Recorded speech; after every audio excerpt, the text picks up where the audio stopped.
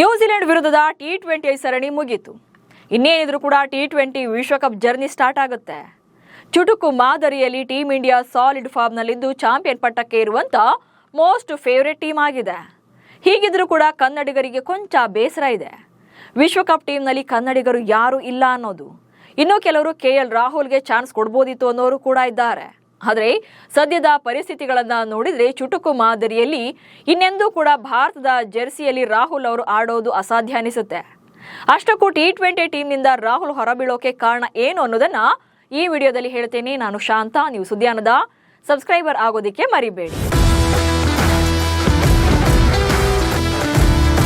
Test ಮತ್ತು ಏಕದಿನ ಮಾದರಿಯಲ್ಲಿ ಭಾರತದ ಆಪದ್ಬಾಂಧವನಾಗಿರುವಂತಹ ಕೆಎಲ್ ರಾಹುಲ್ಗೆ ಟಿ20 ಮಾದರಿಯಲ್ಲಿ ಬಾಗಿಲು ಬಂದಾಗಿದೆ. ಕಳೆದ ವರ್ಷ ಇಂಟರ್ವ್ಯೂನಲ್ಲಿ ನಾನು ಟಿ20 ತಂಡಕ್ಕೆ ಕಮ್ಬ್ಯಾಕ್ ಮಾಡುವಂತ ಆಸೆ ಇದೆ ಅಂತ ರಾಹುಲ್ ಓಪನ್ ಆಗಿ ಹೇಳ್ಕೊಂಡಿದ್ರು.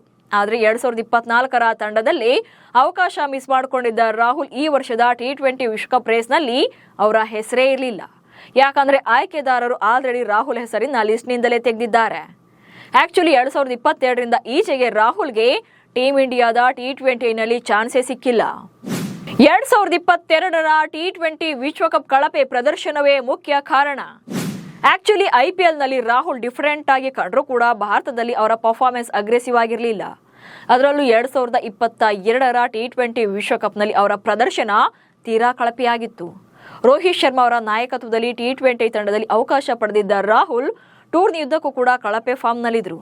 ಪಂದ್ಯಾವಳಿಯಲ್ಲಿ 21.33ರ ಸರಾಸರಿ ಹಾಗೆ 120ರ ಸ್ಟ್ರೈಕ್ ರೇಟ್ನಲ್ಲಿ ಕೇವಲ 128 ರನ್ಗಳನ್ನು ಕಲೆ ಹಾಕಿದ್ರು. ಇದು ಆಯ್ಕೆದಾರರ ಅಸಮಾಧಾನಕ್ಕೆ ಕಾರಣ ಆಗಿತ್ತು. ಹೀಗಾಗಿ ಮುಂದೆ ಟಿ20 ತಂಡದಿಂದಲೇ ರಾಹುಲ್ ರನ್ನ ಕೈ ಬಿಡಲಾಯಿತು. ಇಂಗ್ಲೆಂಡ್ ವಿರುದ್ಧದ ಸೆಮಿಫೈನಲ್ ಬಳಿಕ ರಾಹುಲ್ಗೆ ಮತ್ತೆ ಚಾನ್ಸ್ ಸಿಗಲೇ ಇಲ್ಲ. ಈ ಪಂದ್ಯದಲ್ಲಿ ರಾಹುಲ್ 5 ಬಾಲ್ಗಳನ್ನು ಫೇಸ್ ಮಾಡಿ 5 ರನ್ ಗಳಿಸಿ ಔಟ್ ಆಗಿದ್ರು. ಐಪಿಎಲ್ನಲ್ಲಿ ಸದ್ದು ಮಾಡಿದ್ರು, ಟಿ20ನಲ್ಲಿ ವೀಕ್. ಇನ್ನು ಐಪಿಎಲ್ ಅಂತ ಬಂದಾಗ KL Rahul one of the star player. ಯಾವುದೇ ಫ್ರಾಂಚೈಸಿ ಪರ ಆಡಿದ್ರೂ ಕೂಡ ಅದ್ಭುತ ಪ್ರದರ್ಶನ ನೀಡ್ತಾ ಬಂದಿದ್ದಾರೆ. ಹಾಗೆ ಐಪಿಎಲ್ನಲ್ಲಿ 145 ಪಂದ್ಯಗಳಿಂದ 5227 ರನ್ಗಳನ್ನ ಕಲೆ ಹಾಕಿದ್ದಾರೆ. ಹಾಗೆ ಕನ್ಸಿಸ್ಟೆನ್ಸಿ ಪರ್ಫಾರ್ಮೆನ್ಸ್ ಅನ್ನು ಕೊಡ್ತಾ ಬಂದಿದ್ದಾರೆ. 2018ರ ಬಳಿಕ ಅಂದ್ರೆ ಕಳೆದ 7 ಸೀಸನ್ಗಳಲ್ಲಿ 5 ಸಲ 500ಕ್ಕಿಂತ ಹೆಚ್ಚಿನ ಸ್ಕೋರ್ ಮಾಡಿದ್ದಾರೆ. 4 ಸಲ 600+ ರನ್ಸ್ ಬಂದಿದೆ. 5 ಸೆಂಚುರಿ ಬಾರಿಸಿದ್ದು 132 ರನ್ ಗಳಿಸಿ ಅಜೇಯರಾಗಿ ಉಳಿದಿರೋದೇ ಅವರ ಬೆಸ್ಟ್ ಸ್ಕೋರ್ ಆಗಿದೆ. ಹಾಗೆ 2020ರಲ್ಲಿ 670 ರನ್ ಗಳಿಸಿ ಆರೆಂಜ್ ಕ್ಯಾಪ್ ವಿನ್ನರ್ ಕೂಡ ಆಗಿದ್ರು. ಪಂಜಾಬ್ ಮತ್ತು ಲಕ್ನೋ ಕ್ಯಾಪ್ಟನ್ ಆಗಿ ಕೂಡ ತಂಡವನ್ನ ಲೀಡ್ ಮಾಡಿ ಹೆಚ್ಚಿನ ಅನುಭವವನ್ನು ಹೊಂದಿದ್ದಾರೆ. ಇನ್ನು ಐಪಿಎಲ್ನಲ್ಲಿ ಜಾಯಿಂಟ್ ಫಾಸ್ಟೆಸ್ಟ್ 50ಯಲ್ಲಿ ರಾಹುಲ್ ಅವರು ಹೆಸರು ಕೂಡ ಇದೆ. 14 ಬಾಲ್ಗಳಲ್ಲಿ ಅರ್ಧ ಶತಕದ ದಾಖಲೆ ಮಾಡಿದ್ದಾರೆ. ಇನ್ನು 2025ರಲ್ಲಿ ಡೆಲ್ಲಿ ಪರ ಕೂಡ ಅಂಥದ್ದೇ ಪ್ರದರ್ಶನ ಬಂತು. 13 ಇನ್ನಿಂಗ್ಸ್ಗಳಲ್ಲಿ 149+ ಸ್ಟ್ರೈಕ್ ರೇಟ್ನಲ್ಲಿ 539 ರನ್ಗಳನ್ನು ಕಲೆ ಹಾಕುವ ಮೂಲಕ ಆ ತಂಡದ ಟಾಪ್ ಸ್ಕೋರರ್ ಆಗಿದ್ದಾರೆ.